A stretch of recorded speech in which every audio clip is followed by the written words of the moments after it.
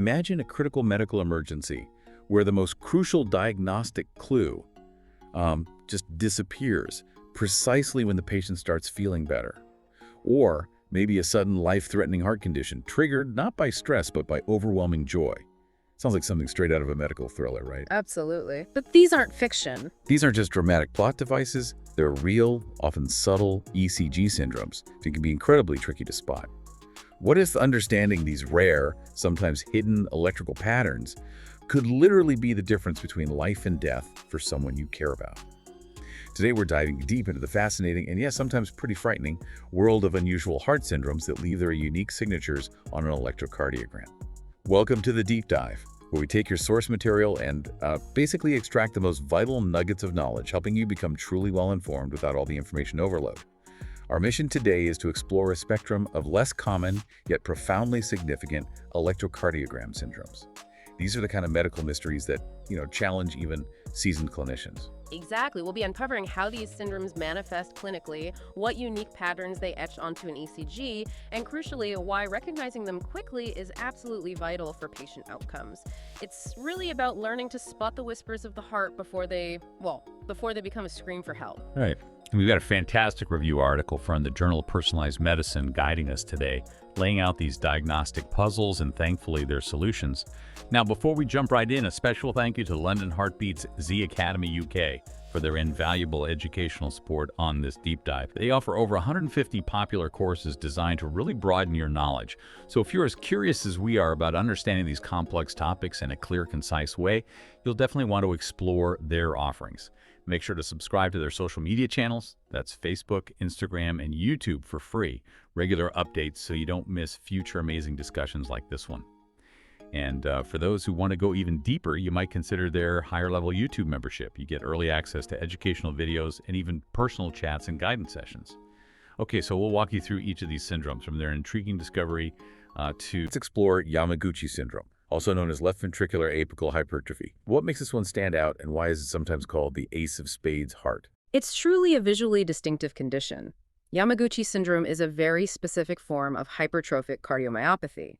But instead of affecting the entire ventricle or the septum, it primarily affects the left ventricular apex, the very tip or bottom of the heart. It was first described in Tokyo in 1976. What's visually striking and gives it the ace of spades name is its appearance on ventriculography, a type of X-ray imaging where contrast fills the left ventricle.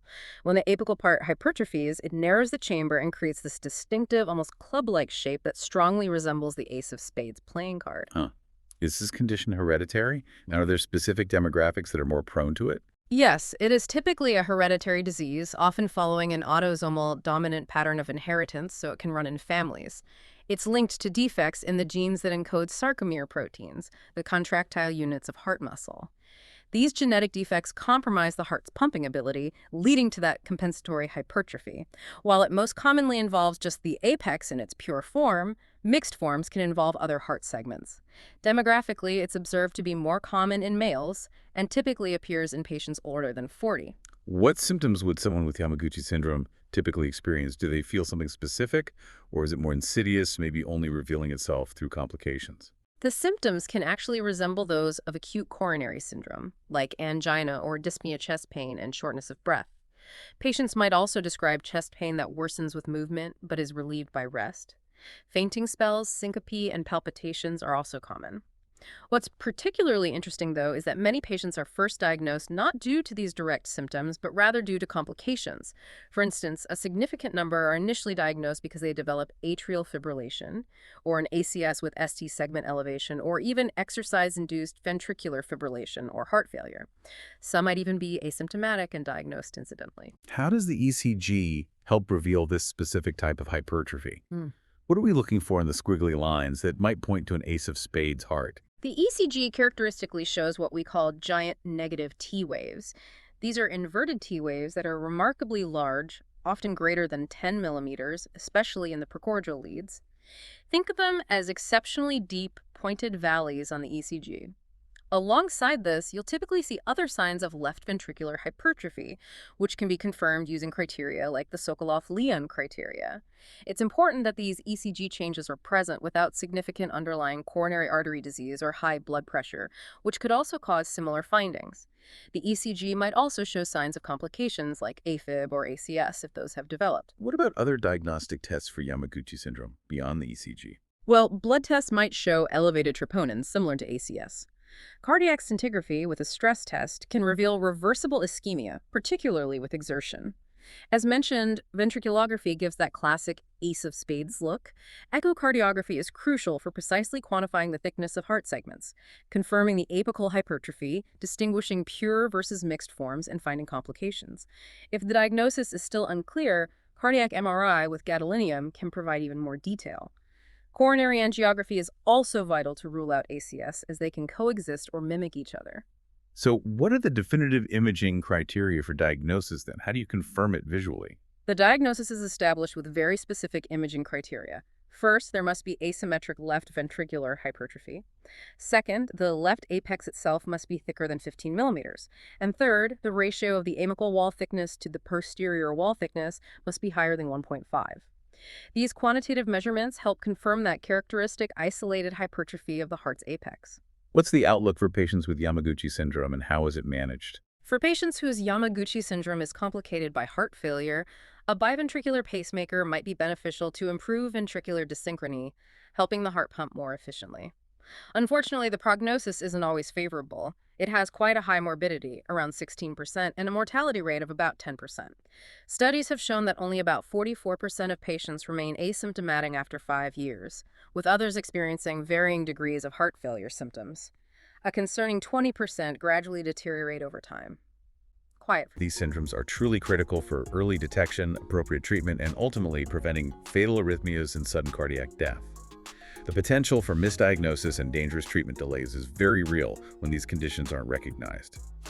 Each pattern tells a critical story that healthcare professionals must be prepared to read, potentially transforming dire situations and quite literally saving lives. If you could distill our deep dive into a few top essential takeaways, what would they be? Okay, first, the ECG is not always straightforward. Crucial diagnostic clues, like in Welland syndrome, can appear when symptoms are absent. That counterintuitive presentation is vital. Second, the heart can react physically to intense emotional or allergic stressors, as we saw in Takotsubo and Kunis syndromes, showing a profound mind-body or immune cardiac connection. Right. Third, not all serious heart conditions are caused by blocked arteries. Some are purely electrical or genetic, like Brugada or Lepard, shifting focus from plumbing to wiring. And finally, some athletes face unique cardiac risks, like Papillama syndrome, due to strenuous training, emphasizing that fit doesn't always mean no heart risk. It highlights the importance of personalized approaches. To leave you with something to ponder, considering the intricate and often subtle signs of these syndromes, what other seemingly normal physiological responses might be masking critical underlying health issues that we are yet to fully understand? Makes you wonder how many more hidden messages our bodies are trying to send us. Quiet for 2 seconds. Multiple choice questions. MCQs. All right, it's time to test your newfound knowledge with some quick questions based on our deep dive. Don't worry, we'll give you the answers and a quick explanation. Ready? Number 1. Which ECG syndrome is characterized by T-wave changes in V2, V3 when the patient is pain-free, indicating a critical LAD artery stenosis? A. De Winter syndrome, B. Takotsubo syndrome, C. Welland syndrome, or D. Brugada syndrome? The answer is C. Welland syndrome. This one's unique because its classic T-wave changes in V2, V3 appear when the patient feels fine, signaling that intending LAD blockage. Okay, number 2. In De Winter syndrome, what is a key ECG finding in precordial leads that differentiates it from a typical STEMI? ST segment elevation greater than 2 millimeters, B. Deep Q waves, C. Absence of ST segment elevation with upsloping ST segment depression at J point and peak T waves, or D. Prolonged PR interval? That would be C. Absence of ST segment elevation with upsloping ST segment depression at J point and peaked T waves. Even though it's a STEMI equivalent, De Winter typically lacks that ST elevation, showing specific depression and peaked T waves instead. Number 3. Kunis syndrome is defined by the simultaneous occurrence of acute coronary syndrome, ACS, and what type of reaction? A viral infection, B, a systemic allergic reaction, C, a cerebrovascular accident, or D, renal failure? The answer is B, a systemic allergic reaction. Yeah. Kuna syndrome is that combination of ACS with an allergic or hypersensitivity reaction involving mast cell activation. Question 4. What emotional or physical trigger is commonly associated with Takotsubo broken heart syndrome? A, extreme physical exertion only. B, chronic inflammation. C, heartbreaking events or intense stress, emotional or physical. Or D, high cholesterol diet. It's C, heartbreaking events or intense stress, emotional or physical. Takotsubo is strongly linked to sudden, severe emotional or physical stressors causing that catecholamine surge. Number 5. Yamaguchi syndrome is a specific type of hypertrophic cardiomyopathy, primarily affecting which part of the heart, often resulting in a distinctive ace of spades appearance on imaging. A, the right ventricle. B, the left ventricular apex. C, the left atrium. Or D, the interventricular septum. The distinctive shape points to B, the left ventricular apex. Yamaguchi syndrome specifically involves hypertrophy of the LV apex. Okay, number 6. Which of the following is a classic ECG triad for Wolff-Parkinson-White WPW syndrome? Short PR interval, normal QRS, absent delta wave. B, long PR interval, wide QRS, inverted T wave. C, short PR interval, wide QRS, presence of a delta wave. Or D, normal PR interval, wide QRS, ST segment elevation. The classic triad is C. Short PR interval, wide QRS, presence of a delta wave. This shows the accessory pathway bypassing the AV node. Number 7. Lone-Gannon-Levine LGL syndrome is distinguished from WPW syndrome by the absence of what ECG feature, despite having a short PR interval. A, Q waves. B, T wave inversions. C, delta wave. Or D, ST segment depression. The key differentiator is C, delta wave. LGL has a short PR but a normal QRS, and crucially, no delta wave. Question 8. The diagnostic type 1 ECG pattern for Brugada syndrome involves what specific finding in the right precordial leads, V1, V3? A, ST segment depression greater than 1 mm. B, coved ST segment elevations greater than 2 mm, followed by an inverted T wave. C, prolonged QT interval. Or D, flat T waves. The diagnostic pattern is B, coved ST segment elevations greater than 2 mm, followed by an inverted T wave. That specific cove-type elevation is the hallmark for type 1 Brugada. Number 9. Frederick syndrome is the simultaneous occurrence of atrial fibrillation or atrial flutter and what other major cardiac event? A, myocardial infarction. B, complete heart block. C, ventricular tachycardia. Or D, supraventricular tachycardia. Frederick's is the combination of AFib or flutter with B, complete heart block, third-degree AV block. And finally, number 10. Paeth-Yama syndrome, affecting young and middle-aged athletes, is characterized by recurrent episodes of what arrhythmia, often linked to strenuous long-term training? A, ventricular fibrillation. B, atrial flutter. C, paroxysmal atrial fibrillation. Or D, sinus tachycardia. That athlete-specific syndrome is characterized by C, paroxysmal atrial fibrillation, linked to that long-term training and cardiac remodeling. Outro. And that wraps up another truly illuminating deep dive. We hope you've gained a clearer understanding of these fascinating and sometimes hidden heart conditions that remind us how incredibly complex and resilient the human body truly is. Understanding this broad spectrum of ECG syndromes is really a testament to the power of medical observation and the ongoing quest for precise diagnosis.